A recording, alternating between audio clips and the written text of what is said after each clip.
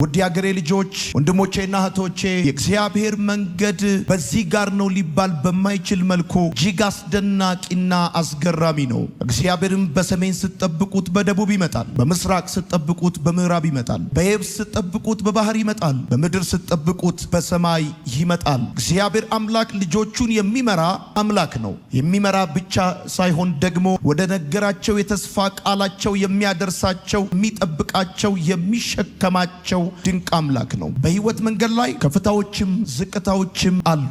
ሁሌ ከፍታ፣ ሁሌ መከበብ፣ ሁሌ ሙላት፣ ሁሌ ድል ብቻ ሳይሆን አንዳንድ ጊዜም ደግሞ ብቸኝነት፣ ዝቅ ማለት ወይንም ደግሞ በአንዳንድ የህይወት ፈተናዎች ውስጥ ማለፍ በሰው ህይወት ውስጥ የተለመደ ጉዳይ ነው። ህይወት ከተራራና ከሸለቆ የተሰራች ነች። አንዳንድ ጊዜ ባሰባችሁት ባልጠበቃችሁት የህይወት መንገድ ላይ ብዙ ነገሮች ቀና ይሆናሉ። ይከፉብኛል ወይንም ደግሞ ጠነክሩብኛል ብላችሁ የምታስቧቸው ነገሮች ከሐሳባችሁ ከግምታችሁ በተለየ መልኩ ቀና ይሆናሉ። ሌላ ጊዜ ደግሞ በጣም ተዘጋጅታችሁ ጸልያችሁ አስባችሁ በጉዳዩ ላይ በቁርጠኝነት እየተራመዳችሁ ነገሮች ሁሉ ተቃራኒ የሚሆኑባቸው ጊዜያቶች አሉ። ህይወት ከተራራም ከሸለቆም ከከፍታም ከዝቅታም ከተቀባይነትም ከመገፋትም ከሙላትም ከጉድለትም ከደስታም ከሐዘንም ከሁለቱም ተሰላስላ የተሰራች እንደሆነች አስባለሁ። ምናልባት ደግሞ ምን ያህል ዝቅ እንዳላችሁ ለመናገር እስከሚቸግራችሁ ድረስ ደግሞ የምትደርሱበት ጊዜ ይኖራል። ማለትም ምን ያህል እየተፈተናችሁ እንደሆነ፣ ምን ያህል ወደ ኋላ እንደቀራችሁ፣ ምን ያህል በአስጨናቂና ከባድ በሆነ ሁኔታ ውስጥ እያለፋችሁ እንደሆነ ለመናገር እንኳን እስከሚቸግራችሁ ድረስ አንዳንዶቻችሁ በአንዳንድ ጉዳይ፣ ሌሎቻችሁ ደግሞ በሌላ ጉዳይ እንደዚህ አይነት የህይወት መንገድ ላይ ታልፋላችሁ። በጠይቃችሁ ቃላት ፈልጋችሁ ልታገኙ በማትችሉት አይነት ዝቅታ ውስጥ እያለፋችሁ ያላችሁ፣ መገፋት ውስጥ፣ ማዕበል ውስጥ፣ ተግዳሮት ውስጥ ወይንም ደግሞ የህይወት ጥያቄ ውስጥ ባልጠበቃችሁት የህይወት ጥያቄ ውስጥ ያላችሁ አላችሁ። ምናልባት ከ10 ከ15 ዓመት በፊት ተማሪ በነበራችሁ ጊዜ ከወላጆቻችሁ ጋር ስትኖሩ ፕላን ካደረጋችሁት፣ ካሰመራችሁት፣ ከታያችሁ ከዛ ነገር በተቃራኒው እየኖራችሁ ያላችሁ ሰዎች ትኖራላችሁ። ደግሞ የሚገርመው እግዚአብሔር አምላክ በግልጽ አማርኛ በሚገባችሁ ቋንቋ ለእናንተ 1 2 3 ብሎ ነግሯችሁ ሲያበቃ ከዛ በተቃራኒ ቋንቋ በምታጡለት የህይወት ማዕበል ውስጥ የምትደፈቁና በዛ ውስጥ እያለፋችሁ ያላችሁ ሰዎች በዚህ ውስጥ ልትኖሩ ትችላላችሁ። በጣም የሚገርመኝ ነገር በጣም ፖቴንሻል ያላቸው አቅም ያላቸው ትልልቅ ነገር መስራት የሚችሉ ሰዎች በተደጋጋሚ ጊዜ በተስፋ መቁረጥ ስሜት ውስጥ ያልፋሉ።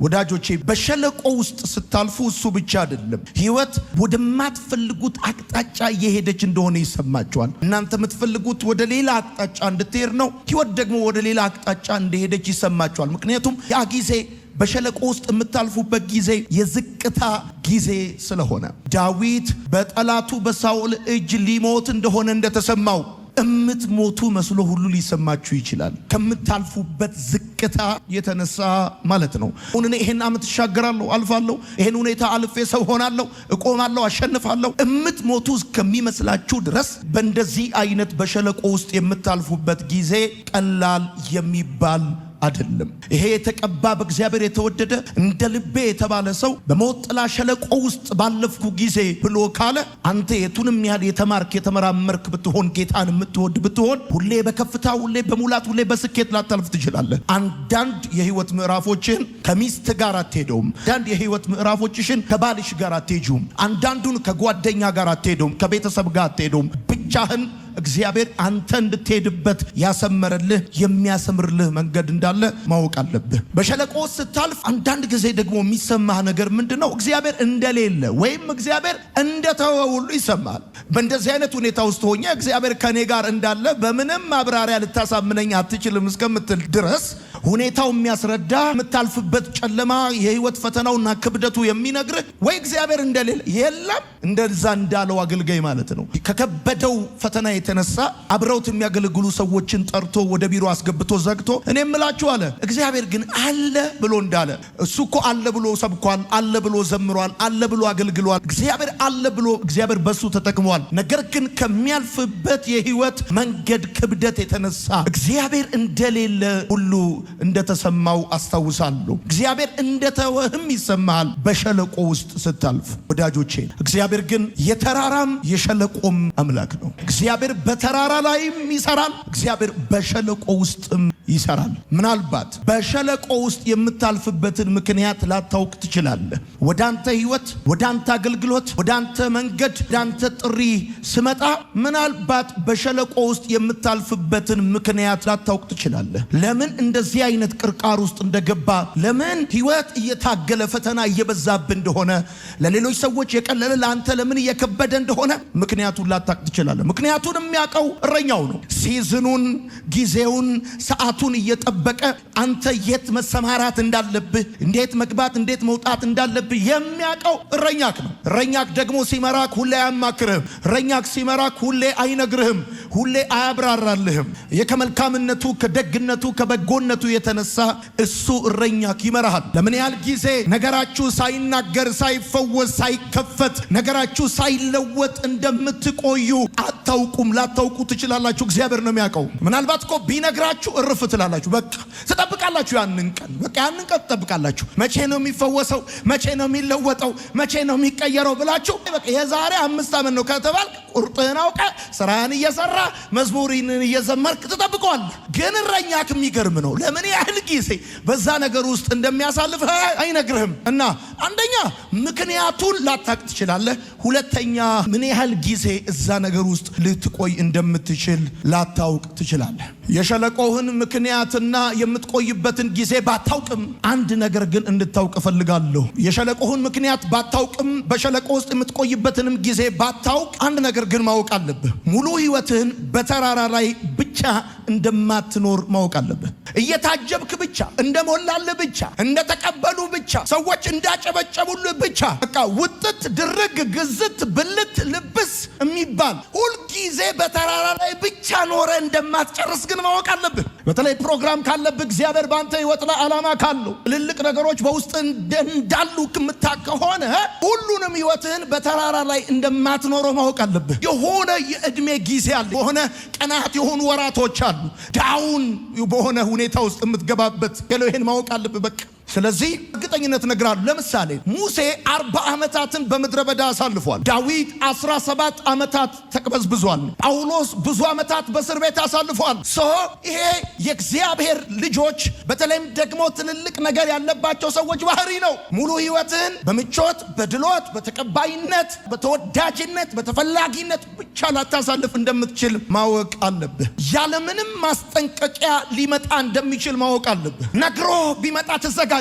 አሁን ቀጣዩ ሲዝን የቫሊ ሲዝን፣ የሸለቆ ሲዝን፣ የምትወርድበት፣ የምትፈተንበት፣ ተግዳሮቶች ውስጥ የምትገባበት ጊዜ ነው ተብሎ ሪማይንደር ተልኮልህ፣ ማስታወሻ ተልኮልህ፣ ማስታወቂያ ተለጥፎ ላይሆን ይችላል ሸለቆ ውስጥ የምትገባው ወይም ሸለቆ የሚመጣው። ድንገት እንደ ትላንት በስቲያ በሰው መካከል ሆነ እንደ ዛሬ ብቻ ልትሆን ትችላለህ። ድንገት እንደ ትላንትና የምትገዛ፣ የምትሸጥ፣ የምትለውጥ ሆነ እንደ ዛሬ ነገሮች ሁሉ ቀጥ ሊሉ ይችላሉ።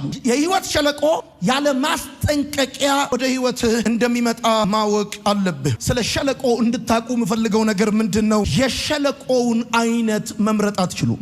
የኔ ሸለቆ ይሄ ይሁንልኝ ብለህ መምረጥ አትችልም። የሸለቆውን አይነት የሚመርጠው እግዚአብሔር ነው። የአንዳንዶቻችሁ ሸለቆ ፋይናንስ ሊሆን ይችላል። የአንዳንዶቻችሁ ስራ፣ የአንዳንዶቻችሁ ወዳጅ፣ የአንዳንዶቻችሁ ትዳር፣ የአንዳንዶቻችሁ ጤና፣ የትኛው እንደሆነ ግን እናንተ መምረጥ አትችሉም። አንደኛ ሳያስጠነቅቃችሁ ነው የሚመጣው። ሁለተኛ ይሄ ማወቅ ያለባችሁ ነገር ቢኖር እናንተ የሸለቆውን፣ የችግሩን፣ የተግዳሮቱን አይነት መምረጥ አትችሉም።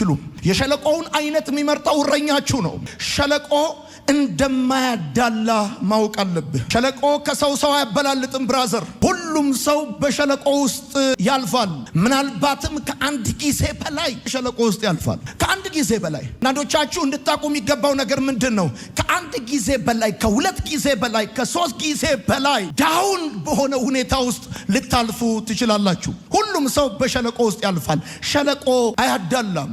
ሰው ከሰው አያበላልጥም። በጣም ታዛዥ የሆኑ በጎች እንኳን ሳይቀሩ በሸለቆ ውስጥ የማለፍ ግዴታ አለባቸው። አንድ እረኛ በጎች የሚመራ እረኛ፣ በጎች የሚጠብቅ እረኛ ታዛዥ፣ በጣም መልካም በጎች እንዳሉት ሁሉ ደግሞ በጣም ቀሽቃዣ፣ አስቸጋሪ፣ በደንብ በገንዳ ምግብ ብታቀርቡላቸው የቤቱ የማይጣፍጣቸው ወደ ጎረቤት አንገታቸውን የሚያሾልኩ በጎች አሉ። ቀንዷ እንጥጤ ተባረ የሆነችው በግ ተንከሲስ ይገርማል። ተንከሲስ የሆነችውን በግ በሚመራበት መንገድ እረኛው በጣም ታዛዥ የሆነችውንም አብሮ ይመራታል። ሸለቆ የማይቀር ሀቅ መሆኑ ነው። ወደ ከፍታው ሌላ መንገድ የለም፣ አማራጭ መንገድ የለም። the only way ወደ ከፍታው ያለው መንገድ ዝቅታው ብቻ ነው። በተለይ ጃይንት ፖቴንሻል ካለ የሆነ ኢንተርቫል እየጠበቀ ዳውን ይወስድ። እረኛን ካወቀው አይገባም። ረኛከው አንዳንድ ጊዜ ፋይናንስ ዳውን ይሆናል። አንዳንድ ጊዜ ሰዎች ጀርባ ይሰጡሃል። አንዳንድ ጊዜ እግዚአብሔር በከባድ ጉዳይ ውስጥ ይመራሃል። የዛን ጊዜ ሆነ በቃላት ልትናገረው የማትችለው አይነት ዝቅታ ከተሰማ አትጠራጠር፣ እንደ ባለሙያ እነግርሃለሁ፣ ቀጥሎ ያለው ከፍታ ነው። አሜን በል። ወደ ተስፋ ቃልህ የሚወስድ መንገድ ሸለቆ ብቻ ነው። ወዳጆቼ እኔ እንደው ዝም ብዬ ኢሉዥናል ክርስቲያኒቲ እንድትኖሩ አላስተምራችሁም። እንደው ዝም ብሎ አየር ላይ የሆነ ክርስትና ብቻ አልነግራችሁም። ትወጣለህ ብቻ አይደለም እምልህ፣ ልትወርድም ትችላለህ። ወርደሃል ማለት ግን አብቅቶልሃል ማለት አይደለም። ወርደሃል ማለት ተዋርደሃል ማለት አይደለም። ለሌላ ድል ለሌላ ከፍታ እግዚአብሔር አምላክ አንተን እያዘጋጀ ነው ማለት ነው እንጂ ቤትህ፣ ፋይናንስህ፣ ስራክ ላይ፣ ህይወትክ ላይ የሆነ ተግዳሮት መጥቷል ማለት በቃ አንተ አክትሞልሃል ማለት አይደለም። ሌላ ቻፕተር ሊከፈት ነው። ምክንያቱም የመጀመሪያው ቻፕተር ሲያልቅ ቻፕተር 2 ይከፈታል። ገብቷል? አንዱ ምዕራፍ ሲዘጋ ሌላ ምዕራፍ ይከፈታል። የሰማኝ ሰው ብቻ ካለ አሜን ይበለኝ። በህይወት ሸለቆ ውስጥ ስታልፍ ማወቅ ያለብህ ነገር ምን መሰለህ? ሸለቆ ዓላማ እንዳለው ማወቅ አለብህ። ፐርፐዝ አለው። እረኛው በጎቹን ወደ ተሻለ ቦታ የሚወስዳቸው በሸለቆ በኩል እንደሆነ ሸለቆ ዓላማ አለው። ይሄ ተግዳሮት፣ ይሄ ሚስ አንደርስታንዲንግ፣ ይሄ መገፋት፣ ይሄ ባልጠበቀው የህይወት አቅጣጫ ውስጥ መሄድ ዓላማ አለው። ዝም ብሎ አይደለም ብራዘር። እያንዳንዱ አንተ የምታልፍበት የምትረግጥበት እርምጃ ሌሰን አለው፣ ዓላማ አለው፣ ፕሮግራም አለው። ሸለቆ ህይወት የሚፈተንበት፣ ብዙ ጦርነት ያለበት፣ ስሜት የሚጎዳበት ቢሆንም አመለካከትና አስተሳሰብ ግን የሚዳብርበት ነው። ይገርማል። በየትኛውም አይነት ሁኔታ ውስጥ ግባ፣ ገብተህ ስትወጣ ግን ከመግባት በፊት እንደነበረው ሆነ አትወጣ። አመለካከት፣ አስተሳሰብ፣ አቅም፣ ጉልበት፣ ክርስትና፣ መንፈሳዊ ህይወት እንኳን እንደ ቀድሞ አይሆንም። አለው ዓላማ፣ አለው ምክንያት፣ አለው እግዚአብሔር ጉዳይ አለው እዛ ውስጥ። እየሰማኝ ያለ ሰው ካለ አሜን ይባላል። አለው ነገር እንዲህ አብዝቶ ዝም ካል ጠላቴ ሆይ ደስ አይበልህ፣ ቢመሽም ለኔ ቀን አለው ጉዳይ። ዝም ብሎ አይደለም በጨለማው በኩል የሚመራኝ፣ ከባዱ መንገድ የሚመራኝ ዝም ብሎ አይደለም። ይገርማል። እምነቴን ሊያጠነክረው ነው። ይገርማል። እስራኤልን በኤርትራ ባህር በምድረ በዳ በግብፅ የመራ አምላካችን ምክንያት አለው። ይገርማል። ከፊት ለፊት የተንጣለለው ኤርትራ በላይ እግዚአብሔር አምላክ የነገስታት ንጉሥ ጌቶች ጌታ እንደሆነ እኔ ከእግዚአብሔር ዘንድ መልእክት ይዤላችሁ ነው የመጣሁት። ማኪያቶ ቤት ውዬ አይደለም የመጣሁት ብራዘር፣ ልጅ አይደለም የመጣሁት። ከእግዚአብሔር ዘንድ መልእክት ይዤላችሁ ነው የመጣሁት። እግዚአብሔር አምላክ ለእናንተ መልእክት አለው ዛሬ። እውነቴን ነው የምነግራችሁ። አለው ዓላማ አለው፣ ፐርፐዝ አለው። ትዝ ይለኛል ሃይ ስኩል ተማሪ ሆኜ እኔ ማጠናበት ክፍሉ ጋር አጠገቡ ላይ አንድ ዛፍ አለ፣ አንድ ባህር ዛፍ አለ። ትልቅ ዛፍ ነበረ እና ካጠገቡ ደግሞ አንድ የጽድ ዛፍ አለ። እያጠናው እያለ አንዳንድ ጊዜ ከባድ ንፋስ ሲነሳ ባህር ዛፉን በመስኮት በኩል አየዋለሁ። መሬት ነክቶ ይመለሳል። ከዛ የደረቀው ነገር ይራገፋል። እዱ ግን ክንችር ብሎ እንደቆመ ነው የሚቀረው። ይገርማል። እና አንድ ቀን በመስታወት በኩል አየሁ። የሚነሳው የትኛውም ንፋስ ህይወት የሌለውን ነገር አራግፎ እኔን ይመልሰኛል እንጂ ወድቆ አያውቅም። ፈተና ሊነሳ ይችላል፣ ተግዳሮት ሊነሳ ይችላል፣ ማዕበል ሊነሳ ይችላል። ነገር ግን ከህይወትክ ላይ መውደቅ ያለበትን ነገር ይጥለው ይሆናል እንጂ አንተን አይጥልህም። መንገድን አያቆመው።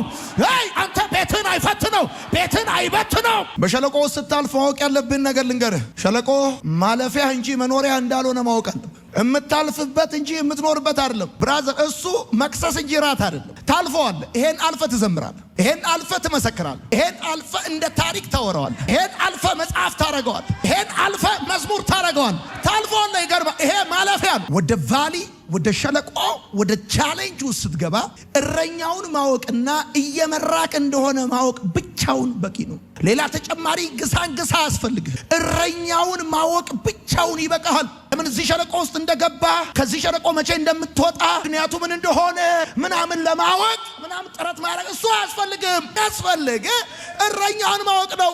እንደዚህ እግዚአብሔር እረኛዬ ነው።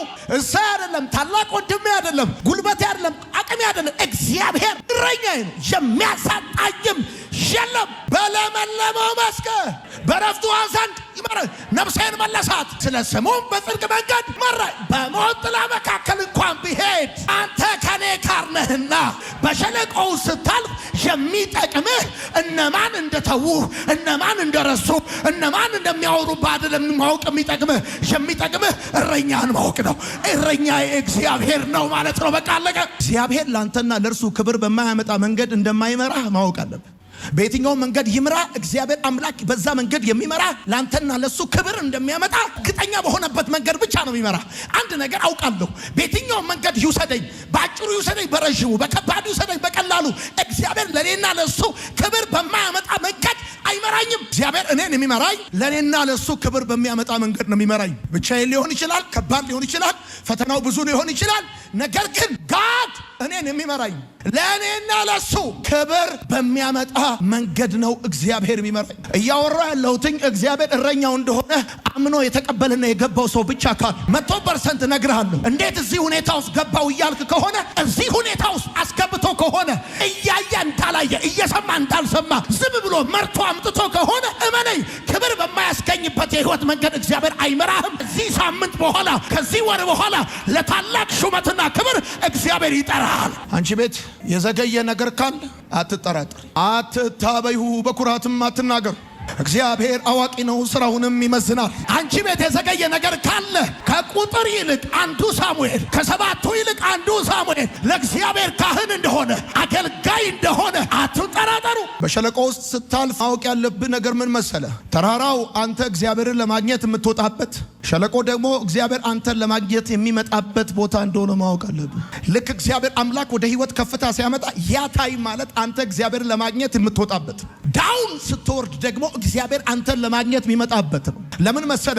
ግርግሩ ብዙ ነው፣ ደዋዩ ብዙ ነው፣ ፈላጊ ብዙ ነው። ትልቁ አሁንም ነው የሚጮኸው። ሊያወራ ካልቻለም ቢዚ ሆነበታል። ስለዚህ ለተወሰነ ጊዜ ካፍታ ማስታወቂያ በኋላ ይመለሳል ብሎ ጓደኞችን አንተን አውንቱ ደቫል ይወስዳል ወረታቸው። የዛን ጊዜ የሚደውልልህ የለም። ያኔ ብቻ ትሆናለህ። መጽሐፍ ለማንበብ ለመጸለይ ለመዘመር ትመቸዋለህ። ያን ጊዜ አንተን ለማግኘት ሰማይ ወክ ያደርጋል፣ ወዳለበት ሁኔታ ይመጣል። ሰይጣን ብቻህን እሱ ብቻ አይደለም። ጥሩ እረኛ ወደ እንደዚህ አይነት ሁኔታ ውስጥ አይመራህም ብሎ ሊዋሽ ይሞክራል። ጥሩ እረኛ ቢኖር እንዴት እንደዚህ አይነት ሁኔታ ውስጥ መርቶ ያመጣሃል ብሎ ሊል ይችላል። ነገር ግን በሸለቆ ውስጥ ስታልፍ ወደ እረኛ መቅረብ እርምጃን ያቀልላል። በሰርግ ቤት ከብፌው ዋናውን የሚያነሳው ለሙሽሮቹ የቀረበ እንጂ ለብፌው የቀረበ አይደለም። በሸለቆ ውስጥ ስታልፍ ወደ እረኛው ቅረብ፣ ወደ ፓስተሩ አትቅረብ። ትነቅላለህ። ጭራሽ ራስ ወደ እግዚአብሔር ከመቅረብ የተነሳ አንዳንድ የቅርብ ሰዎች ራሳቸው በምን ውስጥ እያለፍክ እንደሆነ አያውቁ። ስትመጣ ፊት ያበራል። ሙሴ ከእግዚአብሔር ጋር ቆይቶ ሲመጣ ቁርበቱ ያበራ እንደነበረ በጣም አለጁ ከባድ በሆነ ሲዝን ወደ እረኛ ስትቀርብ፣ ወደ ጌታ ስትቀርብ ይቸግርህ አይቸግርህ፣ ይጉደል ይሙላ የሚታወቅ ነገር የለም። ስትመጣ ሻይ ታረጋለህ። በሸለቆ ስታልፍ ሁለተኛ ከእረኛው ጋር ተነጋገር። ዳዊት ወደ ሸለቆ በገባ ጊዜ ስለ እግዚአብሔር መናገር አቁሞ ከእግዚአብሔር ጋር መነጋገር ጀመረ። ምዕራፍ 23 እንደዚህ ነው ያለው፣ እግዚአብሔር እረኛዬ ነው አለ፣ የሚያሳጣኝም የለም አለ። በለመለመው መስክ ያሳድረኛል፣ በረፍቷ ዘንድ ይመራኛል አለና ነፍሴ መለሳት፣ ስለ ስሙም በጽድቅ መንገድ መራኝ። ከዛስ እስከዚህ ድረስ እስከ ቁጥር 3 ድረስ ስለ እግዚአብሔር ነበር የሚያወራው። ልክ ወደ ሸለቆ ሲገባ በሞት ጥላ መካከል እንኳን ቢሄድ አለና አንተ ያናግረዋል እረኛውን፣ አንተ ከኔ ጋር ነህና ትሁን አልሆነው። ልክ ሸለቆ ስትገባ ከእረኛው ጋር ነው መነጋገር ያለብህ። ከሰው ጋር፣ ከአከራይ ጋር፣ ከምቀኛ ጋር፣ ሸረኛ ጋር ማውራትና ከእግዚአብሔር ጋር። በሞት ጥላ መካከል እንኳን ቢሄድ አንተ ከኔ ጋር ነህን አናግረው እግዚአብሔር። ትኩረትህን በእረኛው ላይ ብቻ አድርግ። ትኩረትን በሁኔታው፣ በጨለማው፣ በገደሉ፣ ድረበዳው፣ በምታየው፣ በምትሰማው፣ በሚነገረው ላይ ማድረግ ትተህ ትኩረትህን በእረኛው ላይ አድርግ። ሸለቆ ቋሚ መኖሪያ አይደለም፣ ማለፊያ መንገድ ነው። ሸለቆ መክሰስ ነው፣ ራቱ ሌላ ነው። እምነት ልታብራራው የማትችለው መኖር ነው። በሸለቆ ውስጥ ስታልፍ አመስግነው። በተራራው በኮረብታውና በሸለቆዎች ውስጥ እግዚአብሔር ምንጭን ይሰጣል ይላል። እኔ የምጠብቀው ምንጭ በተራራና በኮረብታ ነው። ፋዘር ግን አሰራሩ ልዩ ነው። በሸለቆ ውስጥ ሁሉ ምንጭ ይሰጣል። ኢየሱስ ጌታ። ማንም ደግሞ አይደፍነው። የሚገርመው ሶደሬ ነው የሚያደርግልህ እግዚአብሔር። አሜን በል።